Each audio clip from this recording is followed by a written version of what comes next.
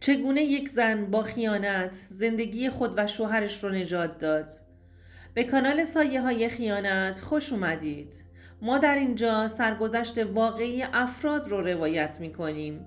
افرادی که مدتها نتونستند اونها رو به زبون بیارند و این کانال به اونها این امکان رو میده که تجربیات تلخ زندگی خودشون رو با شما در میون بذارند و ممنون از شما که با شنیدن سرگذشتشون ما رو همراهی میکنید. سمیه هستم. ما 2 خواهر بودیم. من و سهیمه. فقط 3 سال تفاوت سنی داشتیم. پدرم کارمند کارخونه لبنیات بود و مادرم هم خونه دار. من نمرات تحصیلیم عالی نبود.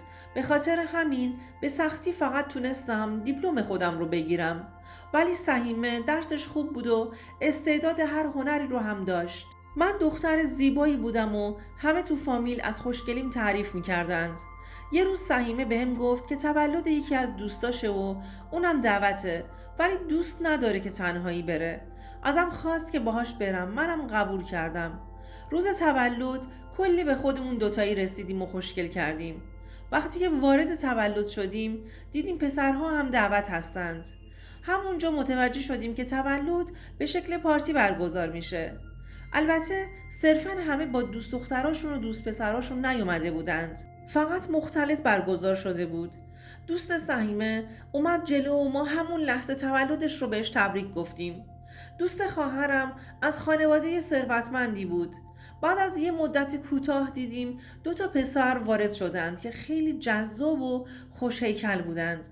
با ورودشون چشمای منم سمتشون چرخید و انقدر که جذابیتشون و استایلشون گیرا بود منو جذب خودشون کرده بودند. یواشکی در گوش خواهرم گفتم سهیمه اینا کی هستند؟ میشناسی؟ گفت آره، یکیش پسرخاله دوستمه. چند بار دیدمش. اون یکیش رو نمیشناسم. بعد فهمیدیم که با هم دوست هستند. منم خودم رو جمع جور کردم تا کمتر نگاهم بهشون بیفته. تا اینکه دوستای خواهرم ما رو به رقص دعوت کردند. ما هم رفتیم وسط و شروع کردیم همه با هم رقصیدن. تا اینکه تو رقص متوجه شدم نگاه پسر خالش به منه. اول فکر کردم اشتباه میکنم. وقتی دوباره همون لحظه نگاش کردم دیدم نه، واقعا حواسش به منه. تا نگاهم بهش افتاد یه لبخندی بهم زد و نوشیدنیش رو سر کشید. انگار قند تو دلم آب شده بود. بین اون همه دختر به من لبخند زده بود. اگر بگم که متوجه نگاه‌های من به خودش شده بود که اصلا اینجوری نبود. متوجه نشده بود که بهش نگاه میکنم. وقتی که رقصیدنمون تموم شد منم رفتم سر جام نشستم. اما بقیه دخترها همچنان داشتن میرقصیدند که بعد از چند لحظه کوتاه دیدم یکی اومد بالا سرم. تا سرم رو بلند کردم پسر خالش رو دیدم. بهم گفت میتونم کنارتون واسه چند لحظه بشینم؟ لبخند زدم و گفتم خواهش میکنم بفرمایید. گفت سیامک هستم. از آشنایی باهاتون خرسند شدم. و بعد دستش رو سمت من دراز کرد. منم فرصت رو از دست ندادم و دستم رو به طرفش دراز کردم و گفتم منم همینطور. بهم گفت خانم خیلی زیبایی هستید. چرا اونقدر کم رقصیدید؟ بازم لبخند زدم و گفتم از آهنگش زیاد خوشم نیومد. همون لحظه بلند شد و رفت به موزیک گفت آهنگ رو عوض کنند. و بعد اومد سمتم و گفت افتخار رقصیدن رو بهم میدید؟ داشتم پر در می آوردم. از سر جام بلند شدم و باهاش شروع کردم به رقصیدن. تو تمام مراحل رقصیدن چشم از چشمام و اندامم بر نمی داشت. و بعد تو همون رقصیدن بهم پیشنهاد دوستی داد. من که فکر می کردم دارم خواب می بینم همونجا گفتم قبوله و دوباره به رقصیدنمون خیلی صمیمیتر ادامه دادیم. تا اینکه خلاصه جشن تولد تموم شد. سیامک ازم خواست که ما رو تا دم در خونه برسونه. اول نمیخواستم قبول کنم چون میترسیدم پدرم ببینه و ما خواهرها رو دعوا کنه. اما بعدش گفتم تا ماشین بگیرم و کرایه آژانس بدم خب سیامک ما رو میرسونه. قبول کردم و ما رو جلوی در خونمون پیاده کرد و شماره تلفنم رو گرفت. یه چند لحظه موند تا در خونه باز بشه. بعد دستش رو به علامت خداحافظی بالا آورد و حرکت کرد و رفت. فردای اون روز زنگ زدنها و پیامها شروع شد. سیامکینا خیلی ثروتمند بودند. پدرش کارخانه لاستیک سازی داشت و شعبه های زیادی داشتند. سیامک هم یکی از اون شعبه ها رو اداره می کرد. راستش رو بگم بیشتر عاشق ثروتش شده بودم. البته خودش هم زیبا و جذاب بود، ولی ثروتش برام بیشتر به چشم می اومد. آخه ما شرایط زندگیمون زیاد خوب نبود و خیلی چیزها رو پدر و مادرم نتونسته بودند برای من و خواهرم فراهم کنند. واسه همین وقتی دیدم سیامک در این حد ثروتمنده نخواستم به هیچ قیمتی از دستش بدم. سیامک یک برادر هم داشت. این همه ارث و میراث بعدها به همین 2 نفر می رسید. من و سیامک بعد از چند سال دوستی با هم ازدواج کردیم. با اینکه خانواده‌اش با ازدواجش با من مخالف بودند، پدر منم میگفت وقتی که پدرش ناراضیه و میگه که ما در حد اونا نیستیم، تو توی اون خونه خوشبخت نمیشی دخترم و ممکنه سرکوفتت بزنند. بازم قبول نکردم چون عاشق سیامک بودم و دلم میخواست زندگی در کنارش رو تجربه کنم. خلاصه با هم ازدواج کردیم. وقتی که وارد خونشون شدم احساس کردم وارد یک کاخ شدم. خونشون خیلی مجلل بود. چند تا خدمتکار هم داشتند که هر کدوم مسئول یک کاری بودند.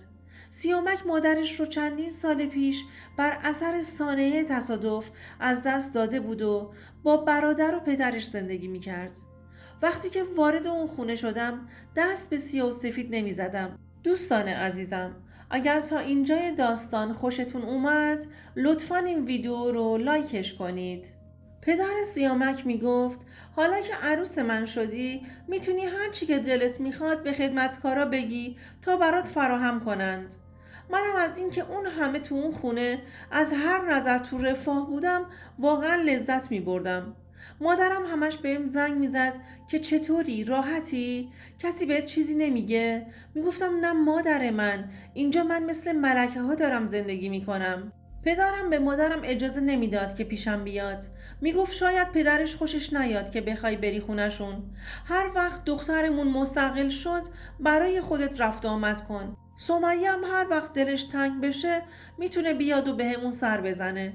خلاصه تلفنی با خواهر و مادرم در تماس بودم. همین که شوهرم ثروت داشت و بهم میرسید خیلی خوشحال بودم. میخوردم و میخوابیدم و به خودم میرسیدم. خدمتکارا رویه کارشون رو بلد بودند. منم که چیزی از کارشون سر در نمی آوردم. واسه همین بیشتر به خودم و تیپم و آرایشم می رسیدم. سیامک آدم خرج کنی بود. خیلی برام خرج می کرد. منو این طرف اون طرف می برد تا اینکه پدرش یه روز بیماری سختی گرفت و تو مدت خیلی کوتاه از پیش ما رفت. ولی قبل از فوتش تمام ارثش رو از طریق وکیلش بین 2 تا پسرش به صورت مساوی تقسیم کرد. بعد از فوت پدرش سیامکینا دیگه مشکلی بابت ارثشون نداشتند. سیامک برعکس برادرش خیلی دنبال خوشگذرونی بود. افتاده بود تو کار قمار تا اینکه کم کم همه چیزش رو باخت. اونقدر بدهی بالا آورد که مجبور شدیم هر چی داریم رو بفروشیم و بدیم پای بدهی های آقا سیامک. قبل از همه اینها سیاوش برادر سیامک بهش هشدار داده بود که توی این مسیر گام بر ندار. پدرمون این پولها رو با زحمت به دست آورده و تو میخوای همه رو به باد بدی.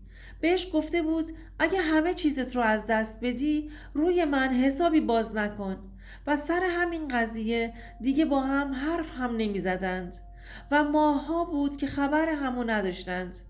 هر کدوم از پسرها با ارثی که بهشون رسیده بود هر کدوم به مسیر خودشون ادامه داده بودند.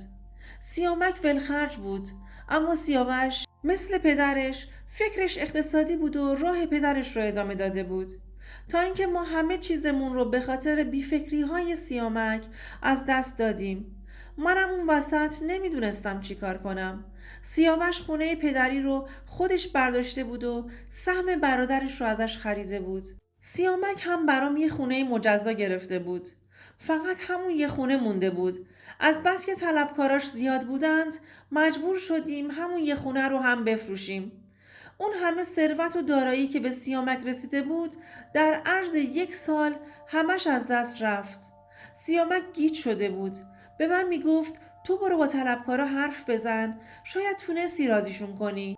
براشون ناز و اشوه بیا، شاید چند روز بیشتر تونستی ازشون وقت بگیری. منم تازه بچه دار شده بودم. بهش میگفتم خجالت نمیکشی من برم ناز و اشوه بیام؟ یعنی چی؟ تو خودت برو باهاشون حرف بزن و راضیشون کن. شاید رضایت دادند و بهت فرصت دادند.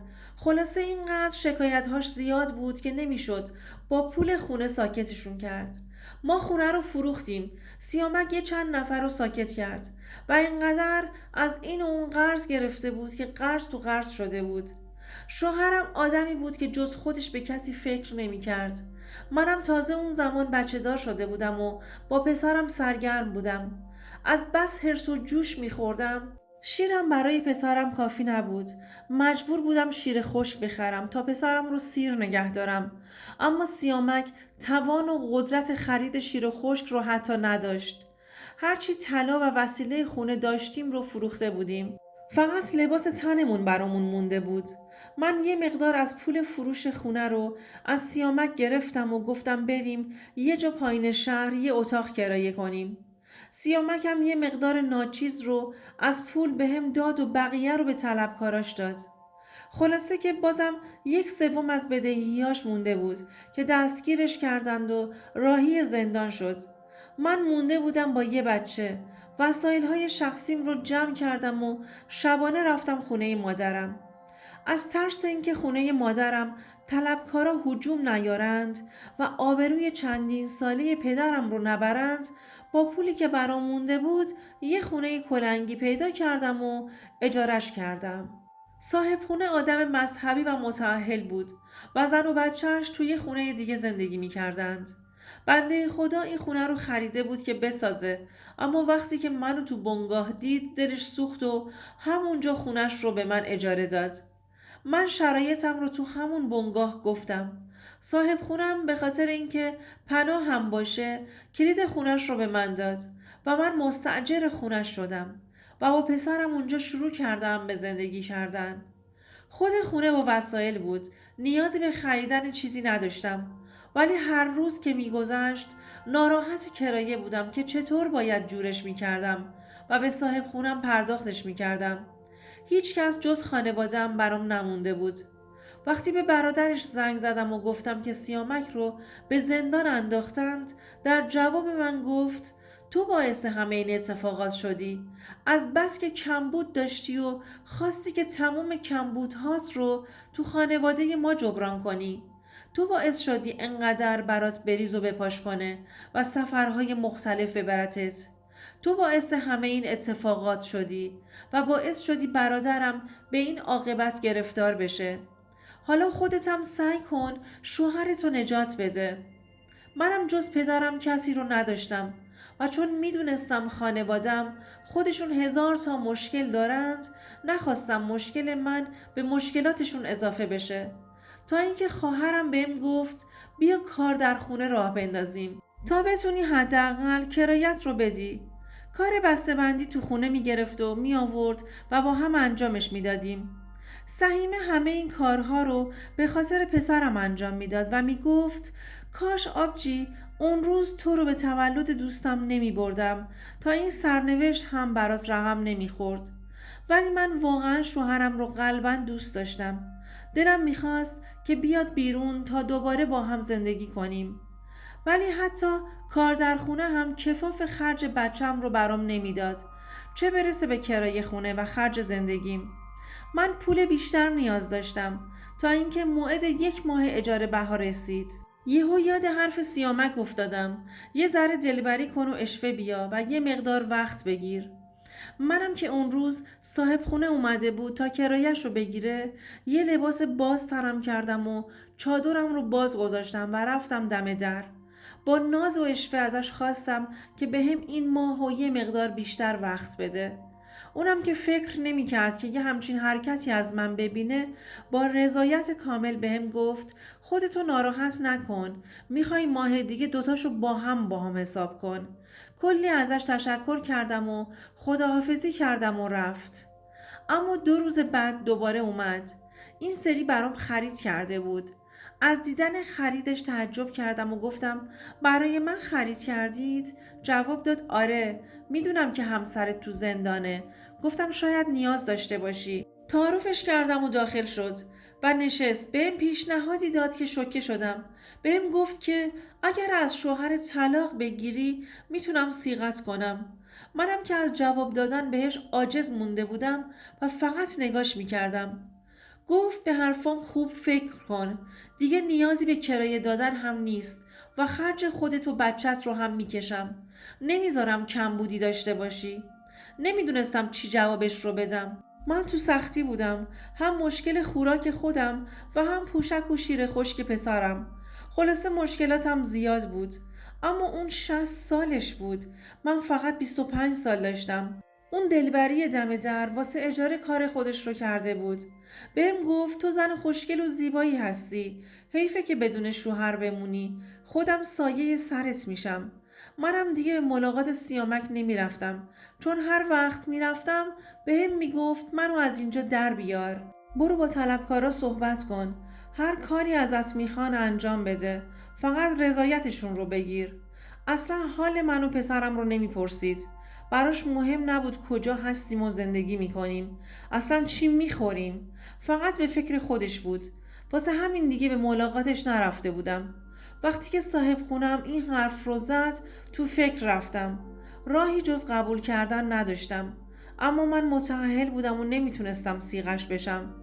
دیگه رفت و آمدش تو خونمون زیاد شده بود و هر بار برام یه چیز میخرید.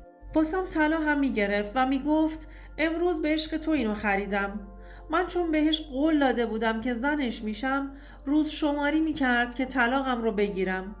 همینجوری روزها پشت سر هم میگذشت تا اینکه 3 سال گذشت.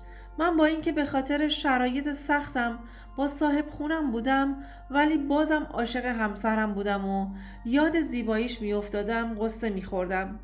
تا اینکه با طلاهایی که برام خریده بود و پولهایی که بهم میداد، کم کم پول طلبکارا رو دادم و رضایتشون رو گرفتم و سیامک رو از زندان آزاد کردم.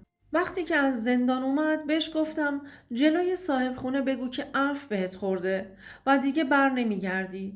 یه مدت میمونیم و از اینجا بلند میشیم. سیامک بدون اینکه دلیلش رو بدونه حرفم رو قبول کرد. بعد از 2 روز آزادی سیامک، وقتی صاحب خونه اومد که با من باشه، سیامک در رو براش باز کرد. با دیدن سیامک خشکش زده بود. گفت اومده بودم کنتور آب رو بنویسم، ببرم اداره، قرار کنتور جدید بهمون بدند. شوهرم هم بهش گفت که عفو خورده. از پنجره داشتم نگاش میکردم. سیامک واقعا خوشقد و بالا بود. در کنار اون پیرمرد گوهر ارزشمندی بود. خب شرایط زندگیمون این بلا رو سرش آورده بود و منم درسته در نبودش بهش خیانت کردم، چون فقط اونجوری بود که پول طلبکارا جور میشد. دیگه راهی برام نمونده بود. اونم همینجوری پولی که بهم نمیداد از بودن در کنارم به خواستش میرسید. ولی من دلم میخواست همسرم رو داشته باشم تا پسرم بدون پدر خودش بزرگ نشه. من تو ثروت عاشق سیامک شده بودم. درست نبود تو بی پولی رهاش کنم.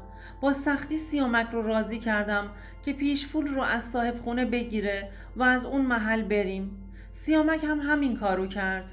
الان چند ساله که از اون محل بیرون اومدیم. سیامک با ماشین مردم مسافرکشی میکنه و خرج زندگیمون رو در میاره. منم همون کار بسته‌بندی رو ادامه میدم تا کمک خرجش باشم. از یه طرف ناراحتم که چند سال به سیامک خیانت کردم، ولی از طرفی هم خوشحالم که از همون طریق تونستم نجاتش بدم و برش گردونم سر زندگیش. دوستان عزیزم، اگر شما هم به این نوع سبک از محتواها علاقه‌مند هستید، این ویدیو برای تو هستش. لطفاً برای دیدن ویدیوهای بیشتر ما رو سابسکرایب کنید و ممنون که تا انتهای این ویدیو با ما همراه بودید.